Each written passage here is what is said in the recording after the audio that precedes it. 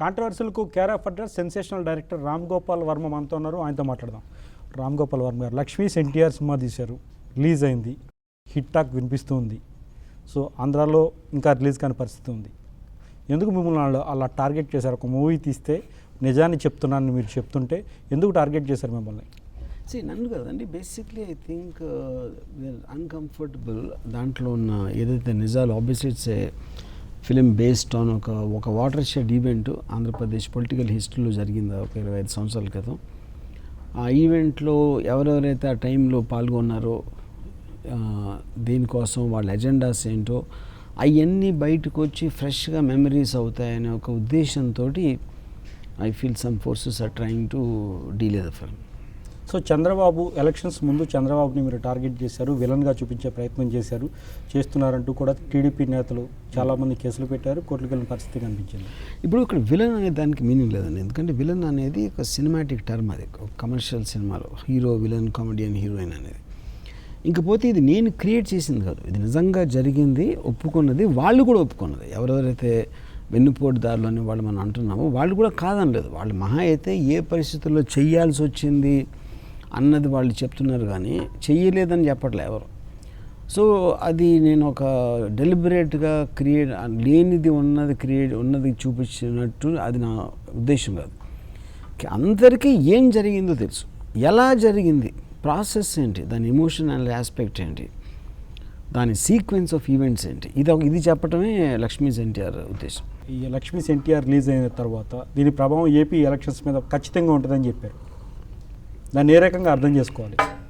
నేను ఖచ్చితంగా ఉంటుందంటే నేను ఏం చెప్పాను, ఇప్పుడు నేను ఎలక్షన్ ఎక్స్పర్ట్ కాదు, ఓటర్స్ మీద ఎక్స్పర్ట్ కాదు, కానీ ఓటర్ అనే అతను ఇప్పుడు ఏం జరుగుతుంది, క్వాలిటీ ఆఫ్ లైఫ్ ఎలా ఉంది, ఎవరు హామీలు ఇచ్చారు, ఎన్ని నెరవేర్చారు, రేపు ఏం చేయబోతుంది, ఇలాంటి కొన్ని ఫ్యాక్టర్స్ ఉంటాయి. దాంతోపాటు ఒక ట్రస్ట్ ఫ్యాక్టర్ ఉంటుంది, ఒక నమ్మకం ఏర్పడుతుంది, ఒక మనిషి మీద నమ్మకం ఉంటుంది. సో ఏదన్నా ఒక పర్టికులర్ది చూసినప్పుడు ఆ నమ్మకానికి ఒక చిన్న ఒక చిన్న పుష్ వస్తుంది, అవునా కాదా అనేది. కానీ ఏంటి ఇప్పుడు ఇక్కడ ప్రాసెస్ అది ఏ డిగ్రీలో వస్తుంది మనం చెప్పలేం, ఎంతమందికి వస్తుంది చెప్పలేం. దానికి కారణం ఏంటంటే కొంతమందికి ఈ డీటెయిల్స్ చాలా తెలిసి ఉండొచ్చు, కొంతమంది కొంచెం తెలిసి ఉండొచ్చు, కొంతమందికి below the age group of 30 అసలు తెలిసి ఉండకపోవచ్చు. అలా ప్రతి వాళ్ళకి వేరే వేరేగా వస్తుంది ఆ ఇంపాక్ట్ అనేది. But having said that again, ఇప్పుడు ఇది కేవలం ఒక depiction of a true life event, అదొక్కటే అక్కడ. అది దాని ఎఫెక్టు ఇప్పుడు ఉదాహరణకి నేను తెలుసు అనుకోండి, ఒక 4-5 సంవత్సరాలు మీకు నా మీద ఒక ఇంప్రెషన్ ఉంటుంది, నాకు మీ మీద ఒకటి ఉంటుంది. సడన్గా మీరు నా గురించి ఏదో విన్నారు, అంతవరకు మీకు తెలియంది ఆ ప్రాసెస్లో విన్నారు, అది మీకు బిలీవ్ చేయగలిగేటట్టు ఉంటే డెఫినెట్గా మన ప్రజెంట్ రిలేషన్షిప్ మీద దాని ఎఫెక్ట్ ఉంటుంది, కానీ డిగ్రీ చెప్పలేం. ఓకే, అదే చంద్రబాబు నాయుడిని టార్గెట్ చేస్తూనే సినిమా తీశారు. దీనికి వైఎస్ఆర్సీపీ బ్యాక్గ్రౌండ్ ఉంది. సో దీని నిర్మాత వైఎస్ఆర్సీపీకి చెందిన వ్యక్తి. అలాగే ఇప్పుడు ఎవరైతే లక్ష్మీపార్వతి ఉన్నారో ఆవిడ కూడా ప్రత్యక్షంగా వైఎస్ఆర్ కాంగ్రెస్ పార్టీలో ఉన్నారు. ఇదంతా వైఎస్ఆర్ కాంగ్రెస్ పార్టీ అడుగుజాడల్లో వాళ్ళ డైరెక్షన్లో నడిచింది. రామ్ గోపాల్ వర్మ వాళ్ళ డైరెక్షన్లో ఈ మూవీ తీసాడు అని చెప్తున్నారు. అది కేవలం చంద్రబాబును డ్యామేజ్ చేయడం కోసం జరిగింది. ఇప్పుడు నా పాయింట్ ఏంటంటే, క్యాంపెయిన్ అనేది మీరు ఎక్కడైనా చూడండి, ఎప్పుడైనా సరే ఒక పార్టీ వేరే పార్టీని క్రిటిసైజ్ చేస్తుంది, వేరే పార్టీ గురించి అలిగేషన్ చేస్తుంది, వేరే పార్టీ గురించి రకరకాలు చెప్తుంది. ఇప్పుడు నేను ఒక సినిమా తీస్తాను, జరిగిన దాని గురించి ఉదాహరణ అనుకుందాం. ఫస్ట్ ఆఫ్ ఆల్ వైసీపీ చేసింది వైసీపీకి సంబంధించిన మనుషులు ఇందులో ఉన్నారంటే ఆటోమేటిక్గా మమ్మల్ని చేస్తున్నారు అన్న ఆర్గ్యుమెంట్ మనం తీసుకుంటే, ఆర్గ్యుమెంట్ వ్యాలిడ్ అయితే ఆ వైసీపీలో వాళ్ళ మనుషులు ఎందుకు పెడతారు అసలు ఫ్రంట్లో? That is ridiculous. Second point, ఇది వైసీపీ కాదు, ప్రతి ఒక్కళ్ళు ఇన్ని సంవత్సరాల్లో ఇంక్లూడింగ్ ఫ్యామిలీ మెంబర్స్ కూడా చెప్తారు, అది ఇంక్లూడింగ్ ఆయన కూడా. మొన్నటికి నరేంద్ర మోడీ కూడా చెప్పారు గుంటూరు స్పీచ్లో. సో ఐ థింక్ ఇందులో కొత్తగా చెప్పేది ఏం లేదు, అది అందరికీ తెలిసిన విషయమే. నరేంద్ర మోడీ చెప్పారు, ఆ తర్వాత వెంటనే చంద్రబాబు నాయుడు మాట్లాడుతూ నా గురించి తెలుసుకోవాలంటే మహానాయకుడు సినిమా చూడండి అని కూడా చెప్పాడు చంద్రబాబు నాయుడు. అదే అందుకని అక్కడ పాయింట్ ఏంటంటే, వాళ్ళ గురించి వాళ్ళు చెప్పుకున్నప్పుడు ఎవ్వరు వినరు. అప్పుడు ఏంటి, లక్ష్మీపార్వతి గారు చెప్పారని తీస్తే అది యాక్చువల్గా నెగిటివ్ అవుతుంది సినిమాకి. వైసీపీ మనిషి ఉంటే నెగిటివ్ అవుతుంది సినిమాకి. అది ఎందుకు తీసుకుంటాం మేము? ఇప్పుడు చంద్రబాబు నాయుడు గారు మా నాయకుడు చూడమంటే ఎవరు చూడలేదు కదా. ఎందుకు ఇప్పుడు నేను చాలా గొప్ప డైరెక్టర్, నా సినిమా చూడమంటే ఎవరు చూడరు. అది ఏదో ట్రైలర్లో ఏదో విషయం ఉందంటే వస్తారు, కానీ అంతే అంతే. అందరి సినిమాలు అంతే, నాదే కాదు. మనం అనుకుంటాం అంతే, ఒక పేరు మళ్ళానే ఎవరో వచ్చి చూసేస్తాను, అలా ఎప్పుడు అవ్వదు. అది కేవలం ఇది ఎలక్షన్ స్టంట్, ఎలక్షన్ ముందు మాత్రమే వచ్చింది ఈ సినిమా. దీన్ని కేవలం మమ్మల్ని డ్యామేజ్ చేయడానికి మాత్రమే చేశారని మీ మీద కేసులు పెట్టారు, కోర్టు కూడా స్టే అయ్యారు. ఆంధ్రాలో ఇంకా మీ మూవీ లక్ష్మీ ఎన్టీఆర్ ఇంకా రిలీజ్ కాని పరిస్థితి ఉంది. ఇప్పుడు సేమ్ ఇష్యూ ఏదైతే మనకి తెలంగాణ హైకోర్టులో పెట్టారో అది కొట్టేయడం జరిగింది. అది ఆంధ్ర హైకోర్టులో దాన్ని అప్హోల్డ్ చేశారు. దానికి మేము సుప్రీంకోర్టులో మేము we're filing, we're challenging that judgment. True. So ఎందుకని ఆ లక్ష్మీ ఎన్టీఆర్ అంటే ఇన్ని ఇబ్బందులు ఉంటాయని తెలిసి కూడా ఎంచుకోవడం జరిగింది మీరు? సో ఇబ్బంది ఇప్పుడు మనం ఎవరో ఏదో మన రాజ్యాంగ హక్కుల ప్రకారం నాకు రాజ్యాంగ పరిధిలో నేను ఏమేమి చేయగలుగుతానని అవగాహనతోనే తీయడం జరిగింది సినిమా. దాని తర్వాత ఎవరైనా ఏదో అంటారు, ఎవరో బెదిరిస్తారు, లేకపోతే ఎవరు అది చేస్తారు ఇది చేస్తారు అనేది నేను సీరియస్గా కానీ ఎవరైనా తీసుకుంటే అసలు ఎవరు ఏమీ చేయలేరు లైఫ్లో. సో ఇప్పుడు ఏమైనా బెదిరింపు కాల్స్ కానీ ఏమైనా థ్రెటనింగ్ కాల్స్ కానీ వచ్చినా రామ్ గోపాల్ వర్మకి? నాకు 13 కాల్స్ డైరెక్ట్గా ఉంది. ఎవరిచ్చిన వార్నింగ్ మోస్ట్లీ నాకు ఈ టీవీల ద్వారా ఇస్తారు, కానీ డైరెక్ట్గా నాకు ఫోన్ చేసి నా దగ్గరకు వచ్చి మాత్రం ఎవరు ఇవ్వాల. రామ్ గోపాల్ వర్మ అంటే వాళ్ళకి భయమా? ఇప్పుడు రామ్ గోపాల్ అంటే భయం కదండి. రామ్ గోపాల్ తీసిన సినిమాలు అది వస్తే దాని ఎఫెక్ట్ వస్తుంది అని మాత్రం అది భయం ఉంది. నా మీద కాదు, నేను తీసిన సినిమాలో ఉన్న సబ్జెక్ట్ మ్యాటర్ మీద. మీరు తీసిన మూవీలో, మీరు చూపించిన కథలో రేపొద్దున రానున్న ఎలక్షన్స్లో ఓట్లు ఏమైనా ప్రభావితం చేస్తుంది అని అనుకుంటున్నారా మీరు? లక్ష్మీ ఎన్టీఆర్ నేను ఇప్పుడే చెప్పే ఆన్సర్ అది, ఇందాక మీకు చెప్పాను అది. ఎందుకంటే ఒక ట్రస్ట్ ఫ్యాక్టర్ అనేది షేక్ అయితే దాని ఎఫెక్ట్ ఉండొచ్చు, కానీ ఆ డిగ్రీ నేను చెప్పలేదని చెప్పాను ఆల్రెడీ. లక్ష్మీ ఎన్టీఆర్లో అన్ని నిజాలే చూపించారు మీరు? ఇప్పుడు నిజం అనే దానికి ప్రూఫ్ ఉండడానికి ఛాన్స్ లేదు. ఎందుకంటే నేను లేనప్పుడు మీరు లేరు, థియేటర్లో సినిమా చూస్తున్న ఎవరూ లేరు. ఒకవేళ ఉన్నవాళ్ళు కూడా నిజాలు చెప్తారని నమ్మకం లేదు. ఎందుకంటే వాళ్ళకి ఇప్పుడు అనుకూలంగా చెప్తారు వాళ్ళు. అప్పుడు పరిస్థితి వేరు, ఇప్పుడు పరిస్థితి వేరు. అప్పుడు కలిసి ఉండేవారు, ఇప్పుడు విడిపోయారు. కొంతమంది వేరే పార్టీలో ఉన్నారు, రకరకాల. అందరూ వాళ్ళ అనుకూలంగా చెప్పుకుంటారు. అది జరిగింది. సో నిజం అనేది ఏది బిలీవబుల్గా ఉందా అనేది నిజం, లేకపోతే వీడియో ఎవిడెన్స్ అన్నా ఉండాలి. వీడియో ఎవిడెన్స్ లేదు కాబట్టి నేను అప్పుడున్న ప్రత్యక్ష సాక్షులు, నేను ఇన్వెస్టిగేషన్ చేసే ప్రాసెస్, రీసెర్చ్ చేసే ప్రాసెస్లో నేను నమ్మిన నిజం నేను తీసాను. అక్కడ మీకు కనిపించిన నిజాలు అనుకుంటున్నారు మీరు? అంతే కదా, నేను నమ్మిన నిజం అనే దానికి అర్థమే కదా. 4 గోడల మధ్య జరిగింది అంటున్నారు, కొంతమంది ఆవిడ మీద దాడి చేశారని చెప్తున్నారు. ఇంట్లో 4 గోడల మధ్య లక్ష్మీ పార్వతి మీద దాడి కూడా జరిగిందని చూపించారు. అది అబద్ధం, అట్లాంటి ఏం జరగలేదని కూడా టీడీపీ వాళ్ళు అంటూ ఉన్నారు. దాన్ని ఏ రకంగా చూస్తారు? కదండి, ఎవరు నమ్మేది వాళ్ళు నమ్ముతారు, నేను నమ్మేది నేను నమ్ముతాను. అప్పుడు నమ్మనప్పుడు వాళ్ళు నమ్మేది వాళ్ళ సినిమా తీసుకోమని ఎవరు వద్దన్నారు? సో లక్ష్మీ ఎన్టీఆర్ అంటే చాలా కాలం తర్వాత మీరు ఒక హిట్ కొట్టారు. ఇప్పుడు నాకు అసలు నేను హిట్లు ఫ్లాప్ నేను సీరియస్గా తీసుకున్నాను. అది నేను ఎప్పుడు నా లైఫ్లో నేను నాకు ఇష్టమైంది, నాకు అనిపించింది చేస్తా పోతాను. ఇంకొక ప్రచారం కూడా జరుగుతుంది. సో లక్ష్మీ ఎన్టీఆర్ బయోపిక్ తీయడానికి ముందే ఎన్టీఆర్ బయోపిక్ తీస్తాను అని మీరు బాలకృష్ణతో అన్నట్లు, సో ఆ చర్చ జరిగినట్లు కూడా ప్రచారం జరుగుతుంది. నేను తీస్తాను అనలేదు, ఆయన అప్రోచ్ చేయాలి నాకు. కానీ నేను అందులో లక్ష్మీ పార్వతి ఘట్టం అనేది లేకపోతే నేను I don't agree with that concept అని నేను చెప్పాను. ఆయన డింట్ అగ్రీ బికాజ్ ఆబ్వియస్లీ ఆయనకి టీడీపీతో సంబంధాలు కానీ సిబిఎన్తో సంబంధాలు ఉన్నాయి కాబట్టి that did not suit his purpose. అందుకని ఇట్ డింట్ వర్కౌట్. బాలకృష్ణ మాట్లాడుతూ మా బ్లడ్ వేరు, మా బ్రీడ్ వేరు, మిగిలిన సినిమాలో యాక్ట్ చేసేవాళ్ళు ఎవరు, అమితాబ్ కావచ్చు, చిరంజీవి కావచ్చు, ఇట్లాంటి వాళ్ళు ఎవరు కూడా పెద్దగా ఎవరు క్లిక్ కాలేదు రాజకీయాల్లో. వాళ్ళు రాజకీయాల్లో ఫెయిల్ అయ్యారు. సో రాజకీయాల్లో నెగ్గుకు రావడం మాతోనే అవుతుంది, మా బ్లడ్ మా బ్రీడ్లో అది ఉంది అని చెప్తుంటారు. ఈ బ్లడ్ బ్రీడ్ ఇదంతా వింటూ ఏమనిపిస్తూ ఉంటుంది మీకు? ఫస్ట్ ఆఫ్ ఆల్ ఆయన బ్లడ్ బ్రీడ్ ఎక్కడ ఉంది పాలిటిక్స్ నాకు అర్థం కాదు. ఉన్నది సిబిఎన్ ఎన్టీఆర్ గారు బ్లడ్ కాదు కదా, ఆయన అల్లుడు ఆయన. సో దానికి మీనింగ్ అర్థం కాదు నాకు. సో కాదు, ఉన్నది రామారావు గారు అండి. అవునండి, రామారావు గారిని సిబిఎన్ కిందకి లాగేశారు, ఆయన పోయారు. తర్వాత ఇంకా బ్లడ్ బ్రీడ్ ఏంటి? ఇంకది ఇప్పుడు ఎన్టీ రామారావు గారి వ్యక్తిత్వం, చంద్రబాబు నాయుడు గారి వ్యక్తిత్వం ఇవన్నీ పక్కన పెట్టి చూసుకుంటే చంద్రబాబు నాయుడు గారు విక్టరే కదా. Yes, politically he won over NTR. ఇంకేం బ్రీడు? యాక్టర్ శివాజీ మాట్లాడుతూ దీనిలో నిజాలు చూపించలేదు. సో లక్ష్మీ పార్వతీయే ఎన్టీఆర్ పైన వైస్రాయ్ హోటల్ దగ్గర ఆవిడే సింపతి కోసం చెప్పులు వేయించింది అని చెప్పారు. ఇప్పుడు నేను క్వశ్చన్ అడుగుతానండి. ఇప్పుడు శివాజీ నాకు తను ఎవరో తెలీదు, తన వయసు ఏంటో తెలీదు, అతను ఉన్నాడు అక్కడ ఒకటి. ఆయన నుండి ఎవరైతే చెప్పులు ఇస్తారో వాళ్ళ మొహం మీద రాస్తుందా? అది చెప్తున్నా.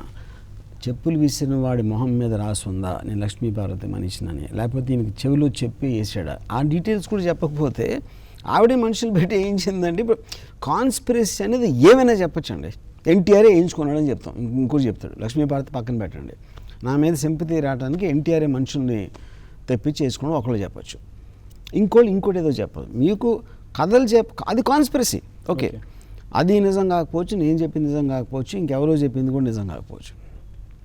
కానీ ఫైనల్గా మీరు హిస్టారిక్ డాక్యుమెంటేషన్ మనం చేసినప్పుడు mostly it will be streaming. అదే అంతా వచ్చిన గ్యాదర్ చేసిన రీసెర్చ్ మెటీరియల్ మొత్తంలో మోస్ట్ బిలీవబుల్ ఆస్పెక్ట్ ఏం జరుగుంటుంది అనేది మీరు ఒక పోలీస్ ఇన్వెస్టిగేషన్, అంటే ఇది క్రిమినల్ ఈవెంట్ కాదు, political event, family event, but investigation దేంట్లో అయినా మీకు ఒక సీక్వెన్స్ ఆఫ్ ఈవెంట్స్ మీకు బిలీవబుల్గా ఉండాలి. అది అంటే మీకు వచ్చిన సమాచారం ప్రకారం, మీ ఇన్వెస్టిగేషన్లో తెలియని దాని ప్రకారం, లేకపోతే మీ రీసెర్చ్ ప్రకారం. కరెక్ట్. సో మొత్తం చూపించారా మూవీలో? ఇంకేమైనా చూపించాల్సింది ఏమైనా మిగిలిందా? బయటికి చెప్పకూడదు ఏమైనా ఉందా? ఈ స్టోరీకి ఏదైతే రిలవెన్స్ ఉందో అది నేను అన్ని చూపించాను. ఇప్పుడు నేను చూపించే స్టోరీ ఏంటి, లక్ష్మీపార్వతి గారి మీద ఈయనకి వచ్చిన ఇంప్రెషన్, బాండ్ ఎందుకు డెవలప్ అయింది అన్నది ఒక పార్ట్. అది దాన్ని ఒక ఎజెండా ప్రకారం ఎలా వాడుకున్నది ఒక పార్ట్. ఆ వాడుకున్న దానికి ఈయన డిప్రెషన్ తోటి, ఒక మెంటల్ టార్చర్ తోటి ఎలా పోయారన్నది ఒక పార్ట్. ఈ స్టోరీకి రిలవెంట్ ఉన్నాయి నేను తీసుకున్నాను. ఆ రోజుల్లో లక్ష్మీభారతి ఎంటర్ అవ్వడం వల్లే పార్టీ సర్వనాశనం అయిపోతుంది, లేకపోతే పార్టీ పోతుంది. పార్టీ కోసం, రాష్ట్ర ప్రజల భవిష్యత్తు కోసం, లేకపోతే రాష్ట్ర శ్రేయస్సు కోసం చంద్రబాబు నాయుడు తెర మీదకి వచ్చారు, అంతే తప్ప మరొకటి కాదు. ఇది వెన్నుపోటు కాదు, దగా కాదు అని చెప్తున్నారు. ఇప్పుడు వెన్నుపోటు అనే దానికి చాలా సింపుల్ మీనింగ్ ఉందండి. మీకు ఒక వ్యక్తి నచ్చినప్పుడు, మీరు పార్టీలో ఉన్నారు, పార్టీలో ఉన్నది ఆయన కోసం కాదు కదా, మీరు ప్రజాసేవ కోసం వచ్చారు, ఆయన ప్రజాసేవ కోసం వచ్చారు. కానీ ఆయన పార్టీ ఫౌండర్ అండ్ లీడర్ కనుక మీ దగ్గర పనిచేస్తున్నారు.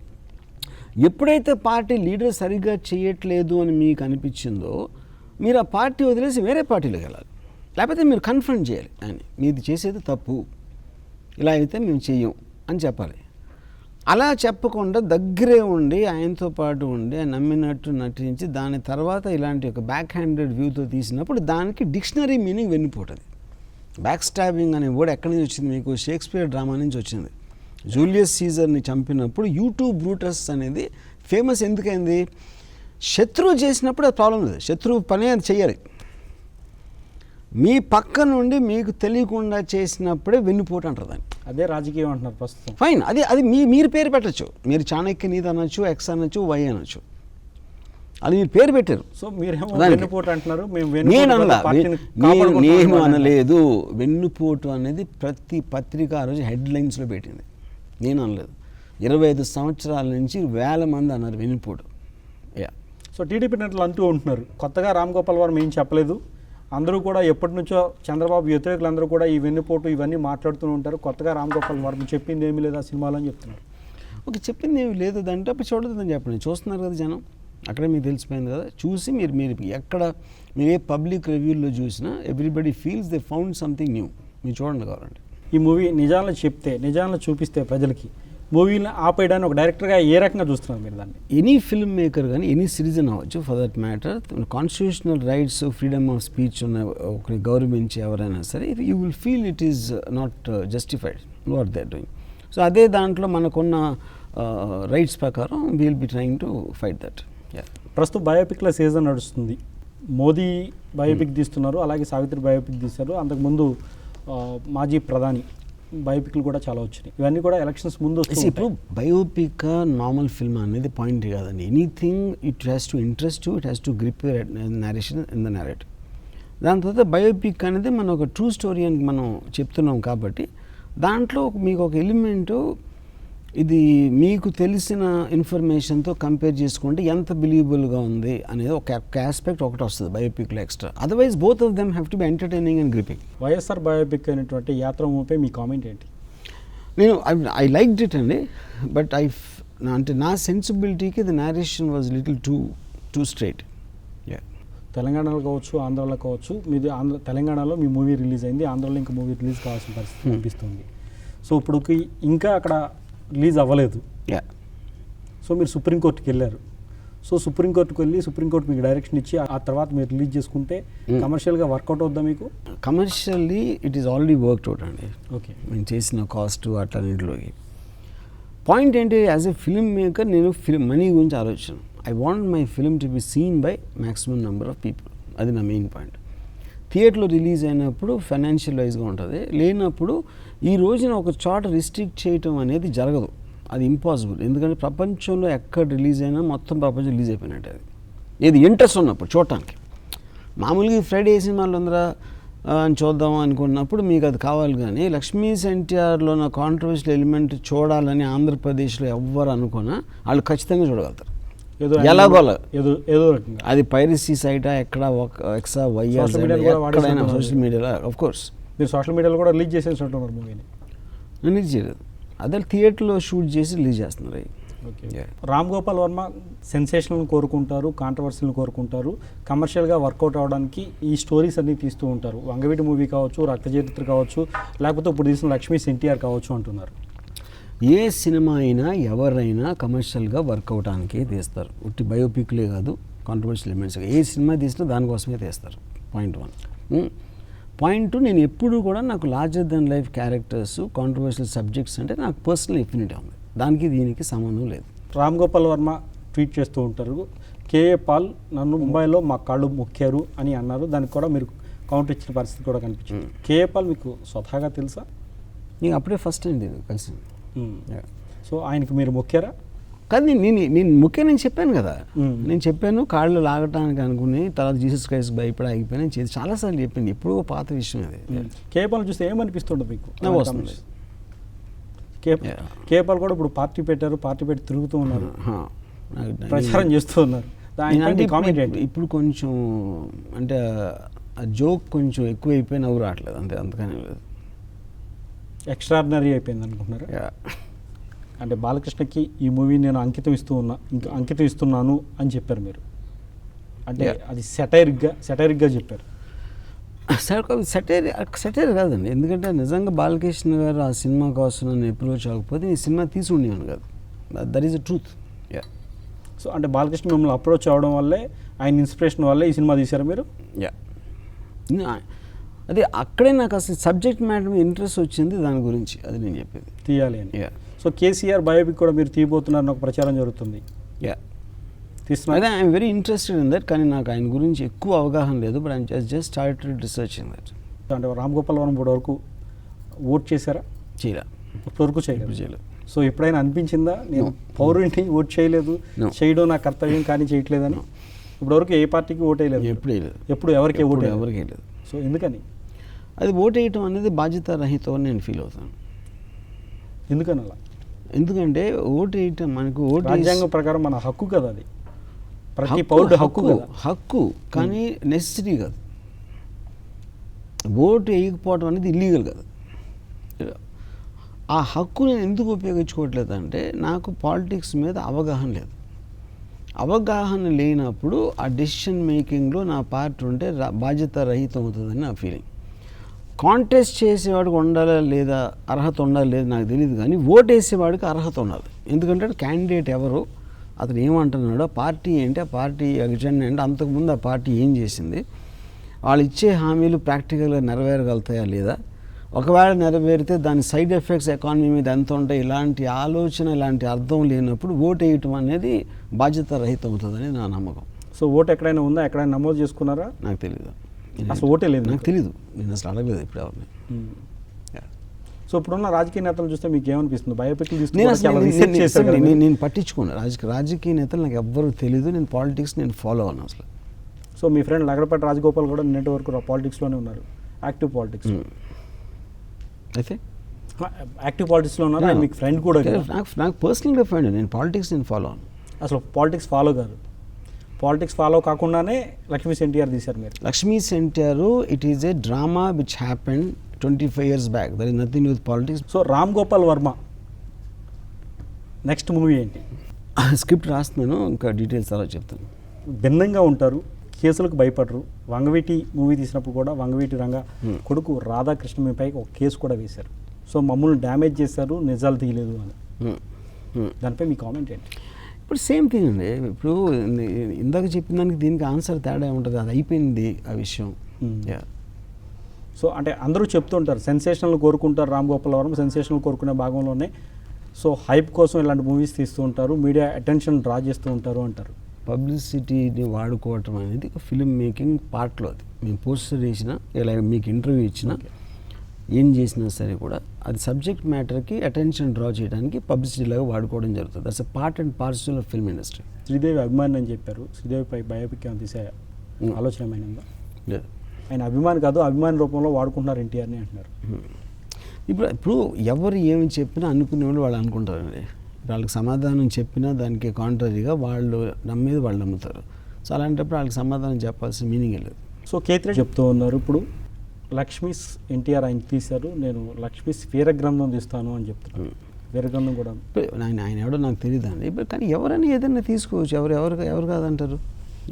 ఇప్పటి వరకు తీసిన మూవీస్లో మీకు నచ్చిన మూవీ ఏంటి? నాకు అలా ఏమి ఉండదు. నాకు ఈ మూవీ అయినా ఒకటే, ఏమైనా ఒకటే. సో మీరు మెచ్చే హీరో ఎవరు తెలుగు సినీ ఇండస్ట్రీ? ఎవరు లేరు, అసలు ఎవరు లేరు. పోనీ నచ్చే డైరెక్టర్ ఎవరు? లేరు, ఎవరు లేరు. సో నచ్చే యాక్టర్, కమీడియన్ ఎవరు లేరు. అసలు తెలుగు ఇండస్ట్రీలో ఎవరు లేరు. తెలుగు ఇండస్ట్రీ కాదు, నేను సినిమాలు అలా చూడను అసలు. సో మీ కోణంలో చూస్తారు, డైరెక్టర్ అనే కోణంలో మాత్రమే చూస్తారు మీరు. సో రామ్ గోపాల్ వర్మ జయం ఏంటి, లక్ష్యం ఏంటి? నా ఇష్టం వచ్చినట్టు బతకడం. ఇష్టం వచ్చినట్టు బతకడం. సో రామ్ గోపాల్ వర్మ ఏదైనా మెసేజ్ ఇవ్వాల్సి వస్తే, యూత్కి మెసేజ్ ఇవ్వాల్సి వస్తే ఏమి ఇస్తారు? నేను మెసేజ్ ఎవరినూ తీసుకోను. సో డిఫరెంట్గా ఉంటారు రామ్ గోపాల్ వర్మ, ఎవరికి అర్థం కాని రామ్ గోపాల్ వర్మ. అర్థమయ్యేకి అర్థమయ్యేకి కావాలి, అంతే, అంతగానే లేదు. చాలామంది చెప్తుంటారు మాకు రామ్ గోపాల్ వర్మ అంటే ఇష్టం అని. ఎందుకు ఇష్టం అంటే ఆయనకు నచ్చినట్టు మాట్లాడుతూ ఉంటారని చెప్తారు. సో నచ్చినట్టు ఉంటారని చెప్తారు. సో అంటే మీ తర్వాత వచ్చే డైరెక్టర్స్ కానీ, యాక్టర్స్ కానీ, హీరోస్ కానీ, హీరోయిన్స్ కానీ ఏమన్నా మీరు మెసేజ్ ఇస్తారు? నేను ఇవ్వను, అసలు ఇచ్చే కోసమే లేదు. సో యూత్కి ఎలాంటి మెసేజ్ ఇచ్చే అవకాశం? నేను చెప్పాను మీకు ఫస్ట్ ఆఫ్ ఆల్, నేను ఎవరు తీసుకొని, ఇంకోటి యూత్ ఎవరి మెసేజ్లు వినరు. ఇంత డిఫరెంట్గా ఉంటారు, ఇంత భిన్నంగా ఆలోచిస్తూ ఉంటారు. ఏంటి కారణం ఏంటి? భిన్నంగా ఏమో నేను ఆలోచించాను. బేసిక్గా నేను I'm just expressing my self honestly. నేను ఇంకోటి కోసం బతకను, ఎవరిని నా కోసం బతకమని అడగను. నేను వేరే వాడి గురించి ఆలోచించే టైం నాకు లేదు. వాడు ఒకవేళ నా గురించి వేరేలాగా ఆలోచిస్తే దాన్ని నేను కేర్ చేయను. సో ఎవరితో పని లేదు, నాకు పని లేదు, ఎవరితో పని లేదు. సో మీకు నచ్చినట్టు మీరు ఉంటారు. సో మీరు మూవీస్ తీస్తున్నప్పుడు కానీ, లేకపోతే ఏదైనా జరుగుతున్నప్పుడు కానీ ఇది తప్పు, ఇది ఒప్పు అని ఎవరికైనా ఏమైనా చెప్తూ ఉంటారా? ఇది నేను ఎప్పుడు తప్పు ఒప్పు అనే ఒక మారల్ ఆస్పెక్ట్ అసలు నేను దాన్ని పట్టించుకోను. ఓకే. సో ఇప్పుడు వచ్చే డైరెక్టర్స్కి, ఒక డైరెక్టర్గా ఇప్పుడు వచ్చే డైరెక్టర్స్కి మీరేం చెప్పదలుచుకున్నారు? నేనేం చెప్పను, వాళ్ళు ఇష్టం వచ్చిన సినిమా వాళ్ళకి తీసుకోమని చెప్తాను. సో ఇన్ని సినిమాలు తీసిన తర్వాత ఇన్ని ఫ్లాప్స్ కావచ్చు, సక్సెస్ కావచ్చు చూశారు. రామ్ గోపాల్ వర్మ సక్సెస్ ఫార్ములా ఏంటి? చాలా తక్కువ బడ్జెట్తో సక్సెస్గా, చాలా తక్కువ బడ్జెట్తో కమర్షియల్గా వర్కౌట్ చేస్తారని చెప్తూ ఉంటారు సినిమాలు. ఏంటి ఆ సక్సెస్ ఫార్ములా ఏంటి? సక్సెస్ ఫార్ములా అని ఏముండదండి. నేను చాలా ఫ్లాపులు తీసాను. ఫ్లాపులు తీసినప్పుడు సక్సెస్ ఫార్ములా ఎలా ఉంటుంది? సక్సెస్ ఫార్ములా తెలిసి నేను ఫ్లాపులు ఎందుకు తీస్తాను? సక్సెస్ ఫార్ములాని లేదంటారు. రామ్ గోపాల్ వర్మ చాలా పేరు ఉంది. శివ తర్వాత తెలుగు సినీ ఇండస్ట్రీ నుంచి ముంబై దాకా వెళ్ళారు, బాగా ఎదిగారు, చాలా పేరు గడించారు. సో మీకు నచ్చినట్టు మీరు ఉంటారు. సో ఈ జీవితం మొత్తం చూస్తే మీకు ఏమనిపిస్తుంది? నేను జీవితం మొత్తం చూడండి, ఇవాళ బతుకుతాను, ఇప్పుడే బతుకుతాను. చాలా ప్రాక్టికల్గా ఉంటారు మీరు. That's right way to live. TDP వాళ్ళకి మీరు ఏం చెప్పదలుచుకున్నారు? అంటే మీ మీద కేసులు పెట్టిన వాళ్ళకి కావచ్చు, లేకపోతే ఈ సినిమా అడ్డుకున్న వాళ్ళకి కావచ్చు, ఎవరికైనా కావచ్చు, అడ్డుకున్న వాళ్ళకి కావచ్చు, లేకపోతే మీ మూవీని మీ మీద కామెంట్స్ చేస్తున్న వాళ్ళకి కావచ్చు. నేను ఎవరికి ఏమీ చెప్పనండి. నేను సినిమా తీశాను, అది నెక్స్ట్ వచ్చిన చూడాలి అని నా ఏ డైరెక్టర్ కన్నా విష్ ఉంటుంది. దానికి ఒక పర్టికులర్ ఆస్పెక్ట్లో లీగల్గా వాళ్ళు వెళ్ళినప్పుడు ఆ లీగల్ ఆస్పెక్ట్లో మాకున్న రైట్స్లో మేము వెళ్తాం. అంతేగా నేను ఎవ్వరికి ఏమీ చెప్పను. లక్ష్మీస్ ఎన్టీఆర్ మూవీకి సంబంధించి ఎవరికి ఏమీ చెప్పరు, ఎవరైనా మీ మీద కామెంట్స్ చేస్తే కూడా సైలెంట్గా ఉంటారు. సైలెంట్గా ఉంటారు. నేను సైలెంట్గా ఉంటాను. నేను ఎప్పుడు అసలు నేను ప్రాక్టికల్ ఆస్పెక్ట్లు చేస్తాను కానీ నేను ఎమోషనల్గా నేను ఎప్పుడు ఎఫెక్ట్ అవ్వను. ఫైనల్గా చెప్పండి, లక్ష్మీస్ ఎన్టీఆర్ మూవీ తీశారు, బయోపిక్ తీశారు, రిలీజ్ అయింది, సో టాక్ వచ్చింది. మేము మూవీ తీసాము, ఎన్ని అడ్డంకులు ఉన్నా అది పబ్లిక్ ఆదరిస్తున్నారు, సో ఒక నిజాన్ని నేను చెప్పాను అనే ఫీలింగ్ ఉందా మీకు? Of course, ఇంకేమైనా 100%. చెప్పాల్సింది ఏమన్నా అంటే ఇంకేం మిగిలిపోయింది లేదు, ఏమన్నా ఇంకేం లేదు. నేను చెప్పాల్సిందంతా అంతా చెప్పేసరికి ఇంకా సబ్జెక్ట్ మిగిలిపోయింది. మ్యాటర్ గురించి సినిమాలో చెప్పాను. దాని తర్వాత చూసిన వాళ్ళు వాళ్ళ అభిప్రాయాలు వాళ్ళు ఏర్పరచుకుంటారు.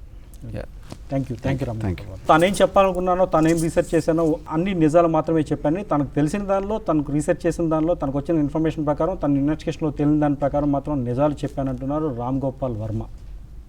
చూస్తూనే ఉండండి 99 TV. For more updates, please subscribe 99 TV Telugu.